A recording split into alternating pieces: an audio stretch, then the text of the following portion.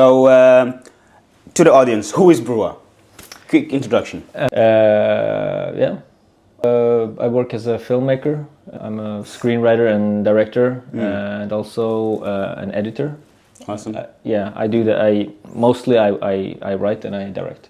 Okay, cool. And awesome. Yeah. And how long have you been doing that creative work, filming, directing, and all that? I started actually when I started studying. So I didn't do anything before I finished high school, and went to a college in the north of Norway, in Lofoten, and studied film at it's called Nordland Kunst- og Filmfagskole, and I studied film there, and that was actually the first time I a professional camera. Awesome. And during those 2 years I really got into filmmaking and watching films. Yeah. And then I originally wanted to be a cinematographer.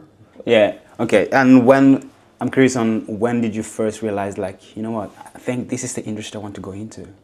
You said what's the name of it? Photography? Cinematography. Cinematography. Yeah. Okay. That means, I mean, the cinematographer is the person who decides how to, in Norway at least, it's the person who shoots the film. Okay. In the United States, I think it's more common to call it the director of photography, and then you might have other people who operate the camera, but you are the head of the lead of that department. Yeah. All right, cool. But I think it was the first year I realized that it was too technical for me. So I was very interested in storytelling.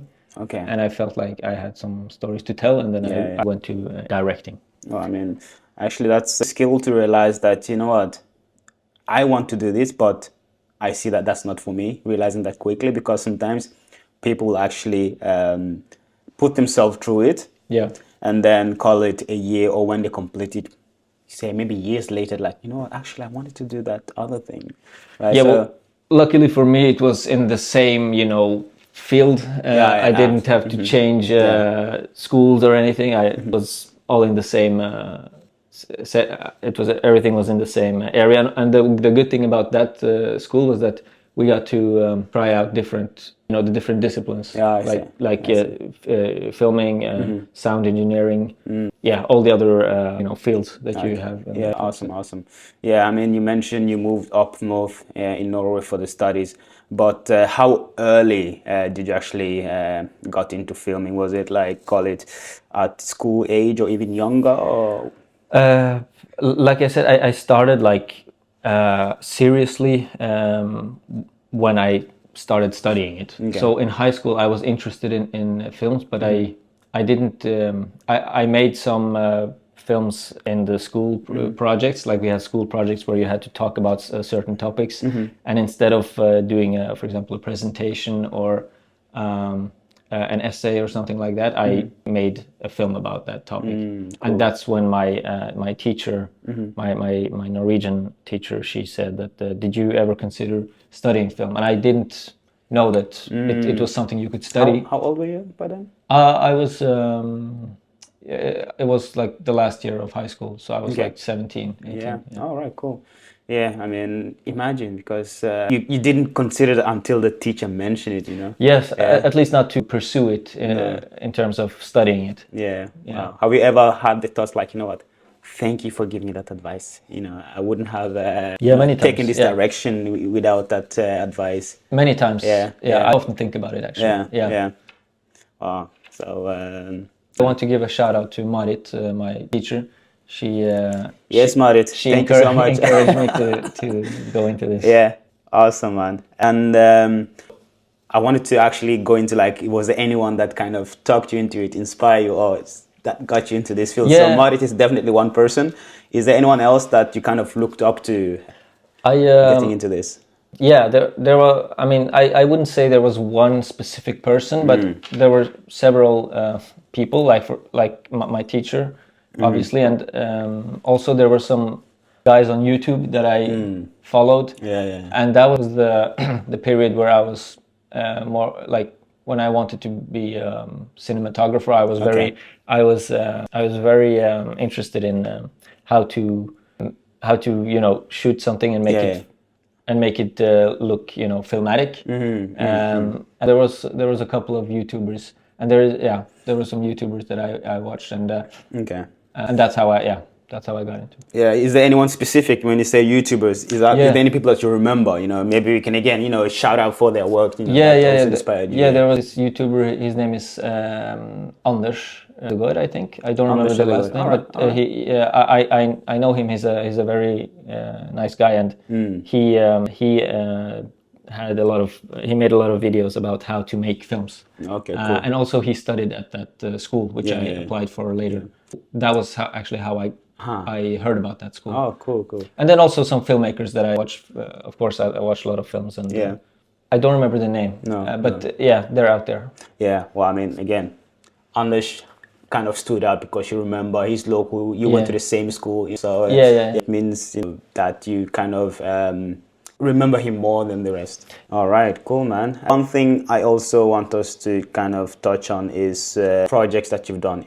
Give us highlights of any project that you've done, because I remember actually back in the days there was this TV show you filmed. And I'm not sure if you remember, but actually I auditioned for that. Yes, that is true. I did. Yeah. So tell us about that project. I mostly I've done short films, but it was in 2020, I think, that we were in pre-production with this TV series. Yeah. It's called in Norwegian it's called Jordbrukerne. The English title is Countryman. Yes. Yeah. I remembered you sent a self-tape, right? I did send a self-tape. Yeah. And at that point I was working as an assistant. All right. For the director, so I helped out with the casting and other things. But during the production, I think we had like 100 days of shooting or something. But during I think it was like 20 days into the production, they asked me if I wanted to direct a couple of episodes, which was, I couldn't say no to that. Of course. Even though I didn't, it was not expected, so there was a lot of things that I had to really change my mindset, because I went in, I went to the set and I was like fighting to get a glimpse of what was in the monitor, but then the next day people were giving me chairs and moving out of the way because big man. So it was a nice promotion. Awesome, man. I mean, it's also about being in the right place and prepared to grab that opportunity when you get them. I feel like oftentimes the way people get that big that gig that makes them that really puts them on a trajectory, opportunities and other opportunities, growth and so on. These opportunities come, like sometimes you just get something on the table and then you have to grab it, and then somebody gets sick or somebody can't do the job and then you step in, and then so that was the situation for me. Well, I hope everything went well with that person, but also happy for you to get that opportunity, because I'm sure that experience gave you, call it, other opportunities afterwards, and just what you learned through that process is also very valuable. Yeah. I mean, nobody got sick in my case, but there was it was a complicated situation, but and I wanted to ask, do you recall any, what was the fun part of actually doing that Countryman TV show packet for us, and what are the experiences, values, or anything that you learned from that project? The fun part, or so everything in the the good parts. Good and challenges, everything. What was it? Lessons you learned? It was really challenging to I think I had a week to prepare as a director and not as an assistant. Oh wow. So not a lot of time for preparation. So it was challenging to go on set and convince other people that they should listen to me, because it's a tough job. Being a director is you have to lead very big. It depends on the production, but in that case, it was a very big. The full team, yeah. It was a big group of people that I had to convince to do what I wanted them to do. Of course, I had certain rules that I had to follow because I was not the main director. It was another director called S01E01, which also he wrote the TV series along with Anne Bjørnstad. Shout out to those people. And so I had to follow some of their rules for how to film it and what type of lenses to use and what kind of acting style.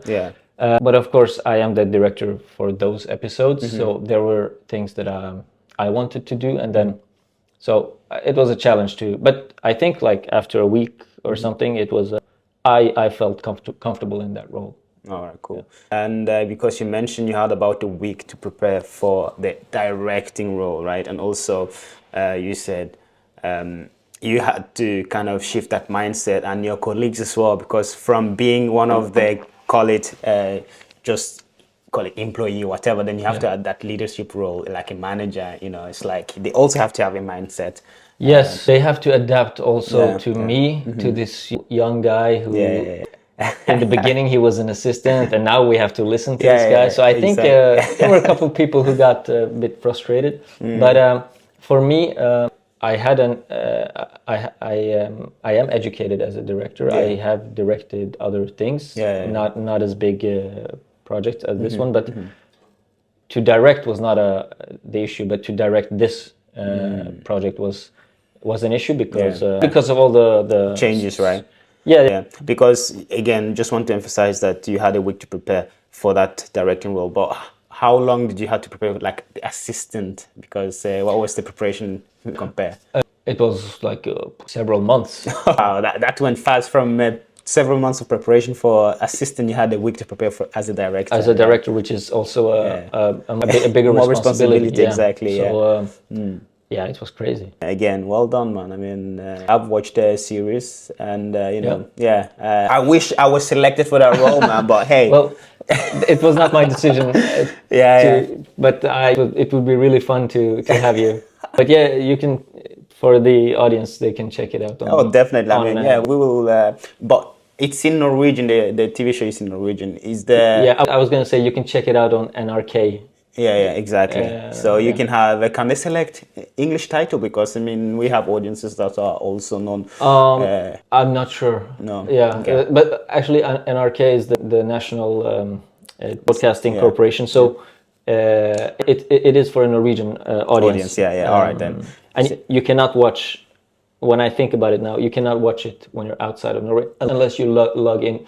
Unless you make an account and log in. That's true, because like you said, it came out while I was abroad, right? So I tried to watch it when I was abroad. I couldn't. When I got back to Norway, that's when I actually... I think they changed it now, because now you can log into the website if you have an account. But I'm not sure if you can have English subtitles or not. Maybe not. But they distributed it. In France and Germany, I think, because Arte, which is a Franco, what do you say? It's like French and German language broadcasting company. They are co-producers on the TV. Oh, awesome! Yeah, does that mean French and German speakers can also watch this TV show, but maybe with French and German title? I think so.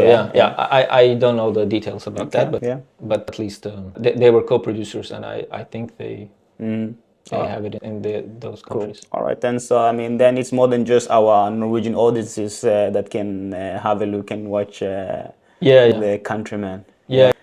Awesome, man. So and I know you traveled. I think maybe it was to France as well to kind of to Cannes, right? Yes, it was in Cannes. Not the film festival, but they have a TV series festival. It's called Cannes Série, and we went there before the Norwegian TV premiere. All right, cool. And it was very well received. We won 2 prizes. at that festival. So well done, man. Awesome, yeah, awesome. yeah, it was a very nice experience. Awesome, man. Well done.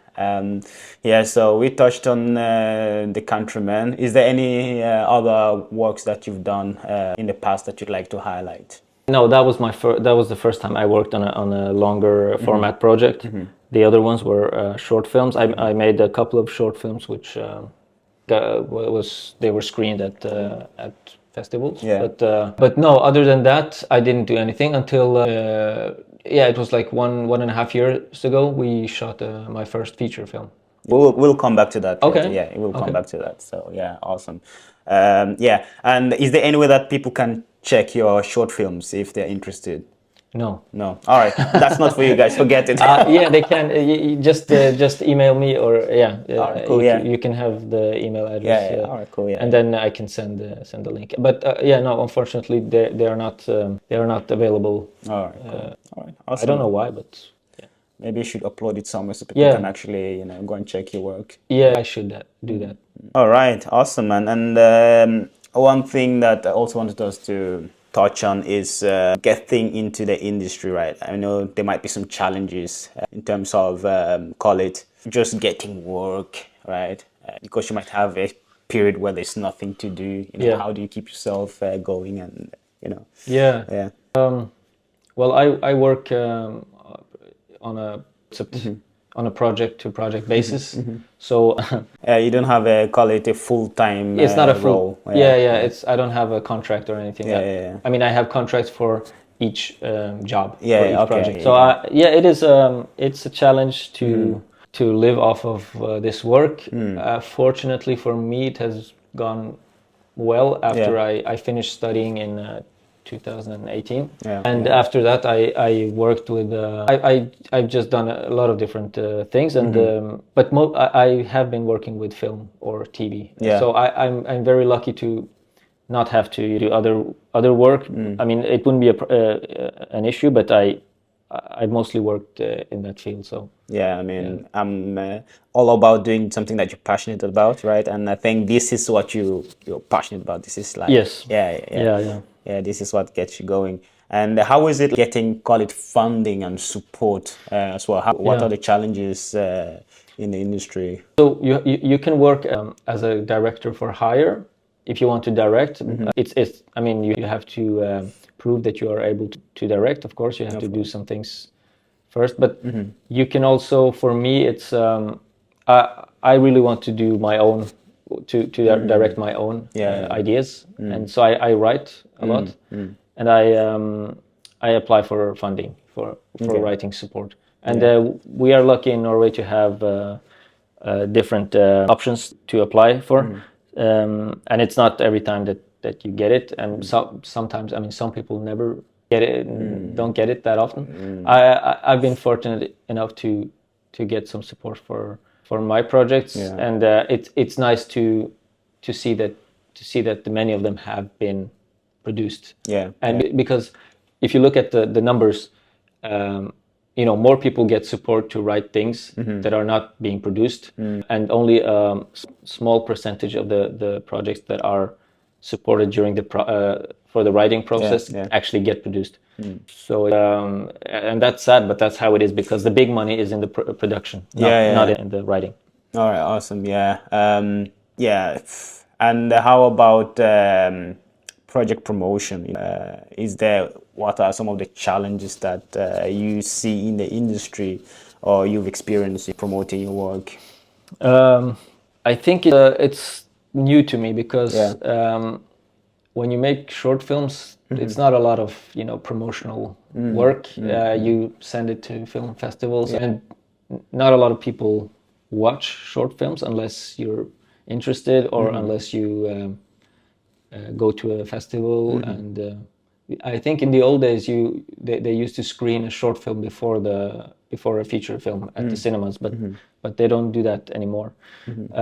So for me, it's something that I have yet to do because of my next project, which is now finished. We are gonna work with distribution and promotion and those kind of things. So it's something that is new to me. But I know that it's a difficult thing. It's because people don't go to the movies as much as they did before. No, Everything no. is on streaming now, so Yeah, yeah. I can understand, man. Being in the film industry, you kind of, yeah, you have a lot of competition these days. That's the best way to put it, right? and people mostly, as I think in Norway at least, the people who go to the cinemas mostly go to watch the big Hollywood films. So I really encourage people to watch other films. Of course, yeah. Yeah. Definitely, watch other films, guys. Go to the cinema. Yeah. Yeah. All right. And cool. And I want you to call it your perspective on navigating these challenges for newcomers, right? The challenges that you've mentioned, and maybe some other challenges that you might not have mentioned yet. What advice would you give to newcomers in the industry? People who want to get into the film? Some challenges that they need to be aware of. Yeah, I think it's a lot of things are changing. You know, just the past 10 years. I got into the film business because I wanted to tell stories. Yeah, and I think that a lot of people get into film or acting or whatever, politics, because maybe they don't know it, but they have this need to be seen, or you can call it narcissism. Yeah. But I think we all have it to some extent. But for example, the way I see it, if I make a film which I am proud of, I wouldn't remove my name from the end credits. It's not that important. It's important to get some recognition as well. So in that sense, I would say that everyone has a need to be recognized. But you said if you made a movie that you're proud of, what if you're not proud of that movie? Would you still put your name on it?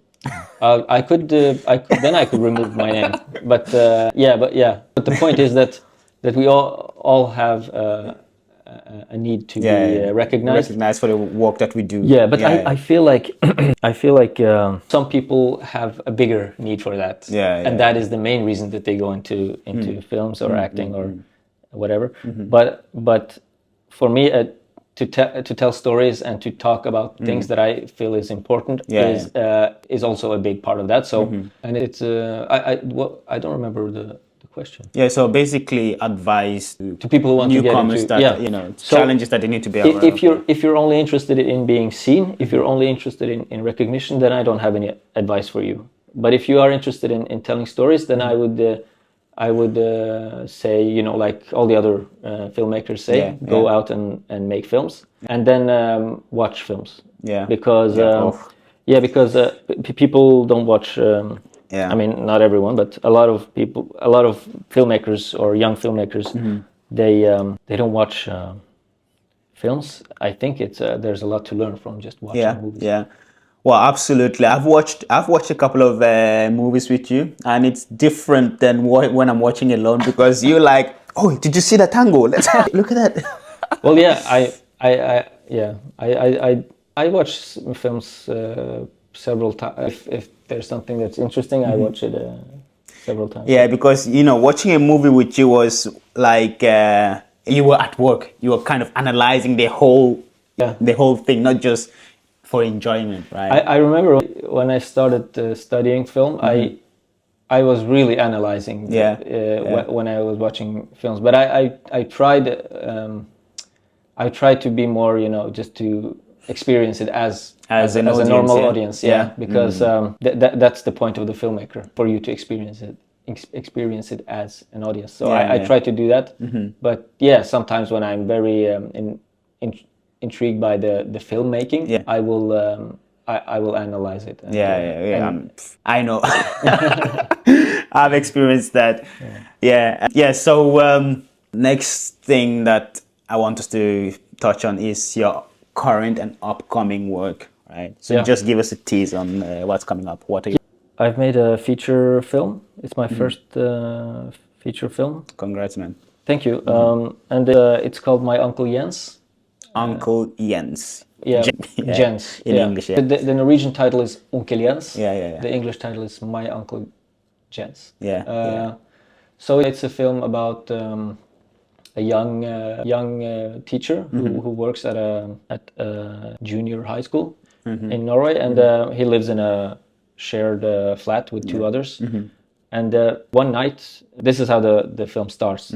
Someone knocks on the door, and when he opens the door, it's his uncle from his home country where he was originally born, which is Kurdistan. Yeah. And he's there like unannounced, just knocking on the door, asking if he can come and stay with him. Yeah. And then he, to balance, he has to take him in because that is Kurdish custom is to take in. Welcoming the family, taking care of the family, and family core values and all that, And then, but then he has to, also not have a bad relationship with the people that he lives with. So it's a comedy drama. I mean, living in a share flat, and then your uncle from Kurdistan just suddenly show up at your door like, hey, let me leave you. I don't have anywhere else to go, right? And then you're like to your roommates, my uncle is here. Yeah. He wants to live with me, and it's a tricky situation. Yeah. So and it's a comedy drama film, but also it develops into a more suspenseful drama. We've finished it, and it's gonna have its premiere in Norway. All right. Yeah. So take that note, guys. The 4th of April, go to the cinema, check Onkel JENS in Norway, right? And so, do you know if this film will be distributed elsewhere, like going to cinema elsewhere apart from? Well, it will have its world premiere in. It's not official as of yet, so I cannot say anything about it. But I think this will be announced after this when you publish this episode. So So we start in Norway, right? And then no, actually we start in a different place. It's going to have its world premiere at a film festival. When is that? That's in March. The middle of March. Yeah. All right. Elsewhere, is it far from Norway? Yeah, it's far from Norway. Yeah. All right. I might have known. Do you share it, or it's like classified? Yeah, no, I can because I think you're not going to publish this today, right? So not today, but when not today. Yeah. So it's a festival called South by Southwest, which is in Austin, Texas, and USA. Yeah. That's where the film will have its world premiere, and then it's gonna open the Kosmorama Film Festival in Trondheim, our hometown, man. Yeah, T-town. So from Texas to Trondheim, and then it will have the cinematic premiere in 4th of April, which is like 2-3 weeks after the Norwegian. Awesome. The world. Yeah. Cool. I mean, again, well done with finishing the project. Looking forward to checking it out. Right. Thank you. Yeah, and awesome. And do you have any other upcoming projects that you, or at least writings that you working on? Yeah, I am working some things, but it's too early to say anything about it. I mean, not because it's confidential or anything, just for my own. You just call it brainstorming. Putting thoughts down and But no, mostly now I'm working with the movie. The promotional stuff and for the. All right, cool, awesome, man. Again, congrats with the project, man. You're putting Trondheim on the map there. So well done. So you might have touched the next topic already during the conversation, but I am, the channel is all about live, learn, inspire, and I think some of the things that you've shared here is very inspiring. And we also like to focus on leadership and mindset. We touch on mindset and leadership, but my question for you is, what are some of the essential leadership skills that someone might need to succeed in your role? In my role? It's because filmmaking is it's a teamwork. So you're working with a lot of different people, and you're not working with them for your whole life. Very often you change the people you work with, so you have to be able to adapt to different types of personalities. The film industry has a lot of different personalities. I mean, people they are very strong-minded people.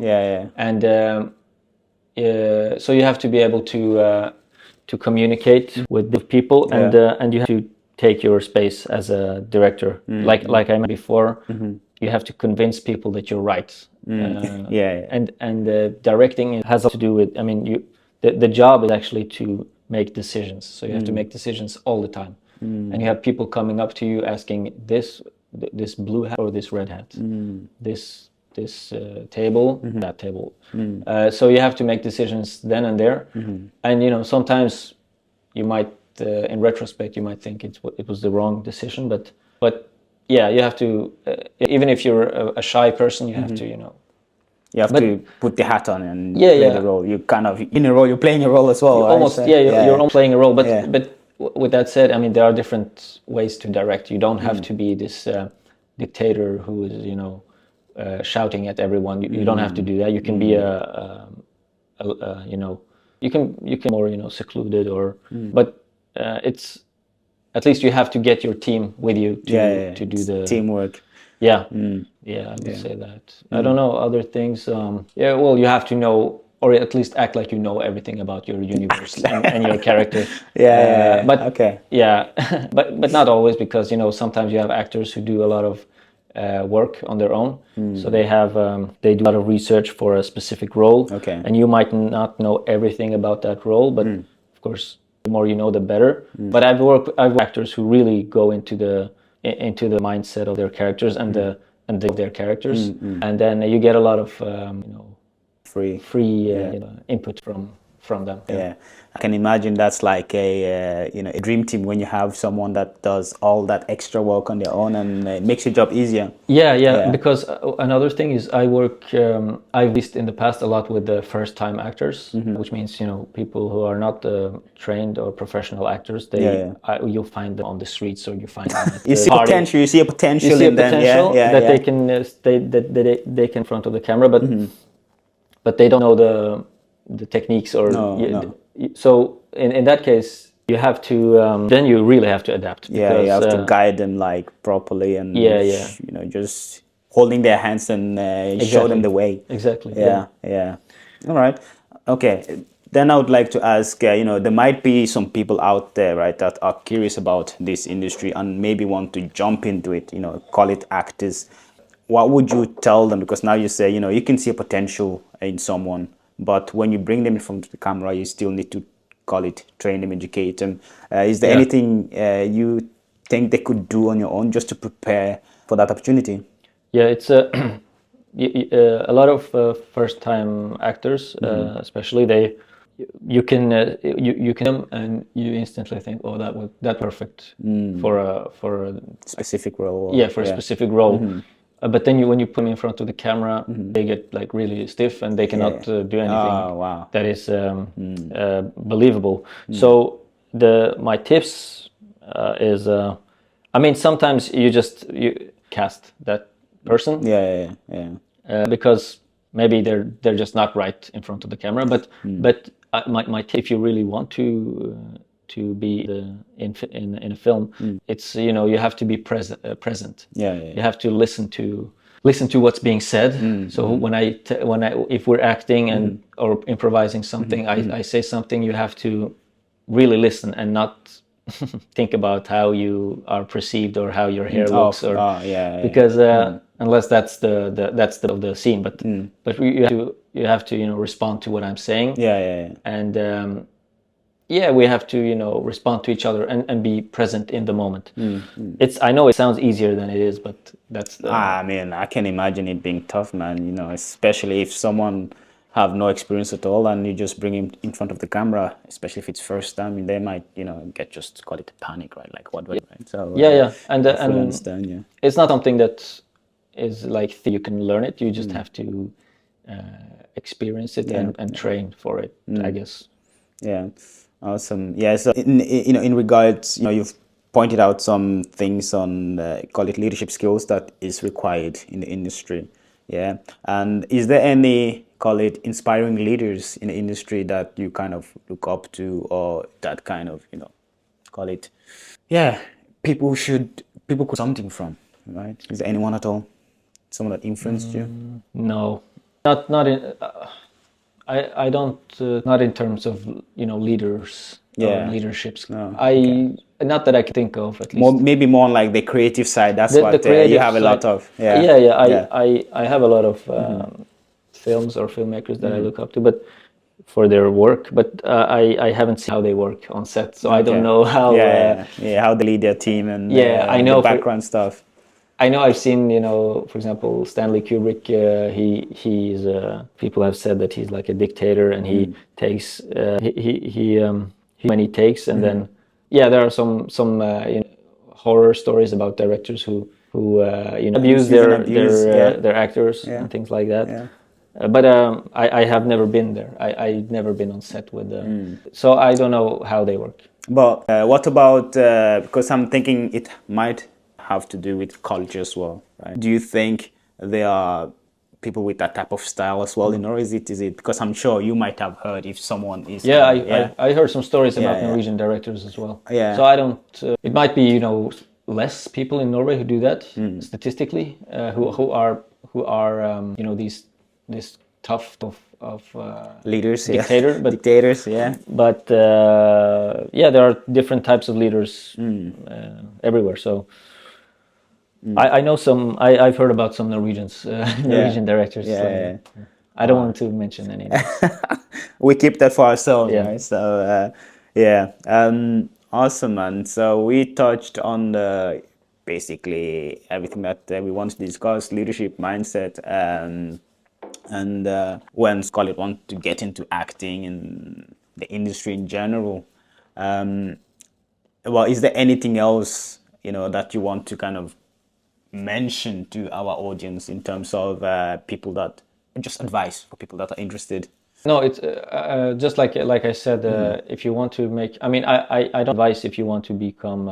If you want to, what if your motivation is to tell stories? Then my advice would be to tell stories. And to make films. To write, to watch films, and maybe from all the mass-produced stuff that I'm good myself. I watch some TVs on this platforms, but it's like a hit. It's like a you get you take a shot of addicted. You take a shot of Netflix, and then it feels nice in the moment, but then you're like empty inside, or not always, of course, but have some or some broccoli as well, because stuff. It's gonna do you good. You will remember it for a longer period of time. Other than that, no. But I am interested in leadership. I've been more preoccupied with the creative part of filmmaking. But can I ask you what type of leaders you look up to, or? Sure. Back in the days, football used to be my number one passion, right? So, and I got inspiration from other sports as well, right?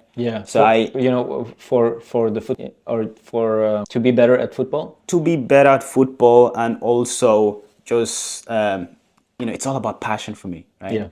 Having that passion, and someone really, you can see that they are wired for something great, right? So a lot of NFL, athletes, NBA, right? And I think in NBA it's just the mindset is different. But it's interesting. You use that for. You get inspiration from athletes to your in business. Of course. One thing is, I see life in general, it's all about teamwork, right? And you learn that in sports. And I felt like I could see a lot of, call it, normal life situation in the football field. So, for instance, let's say at work, you have a role at work. Right? And for instance, because they are there to, if you make wrong, hey, that's a foul. Or the police, or the judicial system. Exactly. Call it the coach is your manager. Hey, they're there to kind of coach you, help you get to the next level, and your colleagues. It's your teammates. So for me to get to the goal, I need you to pass me this, you know. So it's like it taught me a lot about life in general. Yeah, yeah, it really mirrors life. And yeah, I also I read about Albert Camus, the French philosopher. Yeah, yeah. He also said that he gets a lot of inspiration from sports for how he writes, and you wouldn't think that when you read it in the place, but then when he says it, it actually makes sense. Absolutely. Yeah, yeah. Also, my former company, the CEO there, he also used kind of the same analogy. He used to play basketball, and for him it was the same thing, you know. Yeah. So it's like, the players, the coach, the audience, the referee, and everything. So, so there's a lot about sport that I think people that don't engage or don't try to kind of, I feel like, yeah, they are kind of missing something, but at the same time, you can learn that from other fields as well, just... Yeah, but in a sense, it's like a microcosmos of life. You know, a football game. It's because life is like it's a competition. It is definitely. It's a competition. And we're competing with big. At least we are competing with big corporations. Exactly. Yeah. Exactly. Yeah. That's the thing. So that was, like I said, football, sports in general. I learned a lot from it. And apart from that, I enjoy reading. I can see that from your. It's very diverse. Yeah, exactly. So again, it's about learning and growing, right? So I try to, keep myself educated. Right. Because also believe that of course, getting an education is great, but I feel like the real education is what you do when you finish the mandatory education. Yes. Yeah, I feel like that's the main study. I agree, especially in terms of my education in film.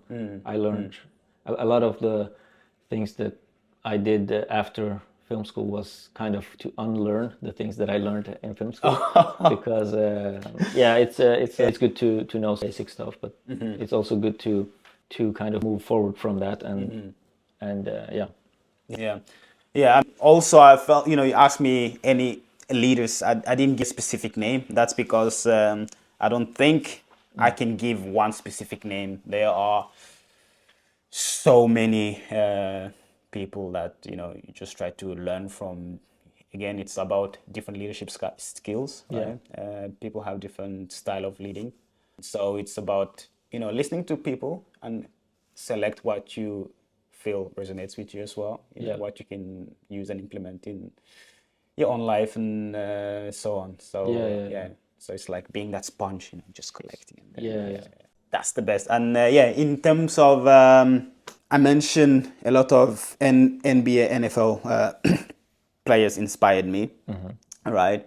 And in Europe, in football in Europe, soccer for the people in the US, I thought maybe two main players that I can pinpoint. Like these guys, they are different, right? They don't like they're not like they're not up to say things as they is and as it is and just inspiring other people. Right? Even non-football fans as well. So I think they are. I mean, I don't watch football, but I've definitely heard about them. There you go. So so I find inspiration from people like that as well. Of course, there are other players, but I think those two, they stand out. Right? I could go back to people like Gattuso, for those who knows. He was also. It's just again about Gattuso. Is that the angry guy who always wanted to fight? I wouldn't say angry. He's passionate. I wouldn't say angry. He's just a passionate guy. So definitely. So I like players that go on the field and just show passion, and just love that. In terms of business, again, I will not name anyone specific because I like I say on my bookshelf I have a few different names that is on there. So just again, learning and growing from everyone that have a something you can learn from in terms of leadership and mindset and thing that can help me in life. Yes. Yeah, anyway, I don't know if you have anything else that you want to add to our conversation. No, I don't have it. Yeah. Well, I mean, with that being said, then I want to thank you very much for your time, bro. Yeah. Good luck with the upcoming movie, the cinema. Yeah. Thank you. People in Norway, remember the 4th of April. Check out the movie in the cinema. Yes, right? check it out. Yeah, and TV series. Yeah, TV series. Yeah. Jordbrukerne. Yeah. English was Countryman. Countryman. Yeah. Guys, check it out. Check it out, man. Yeah.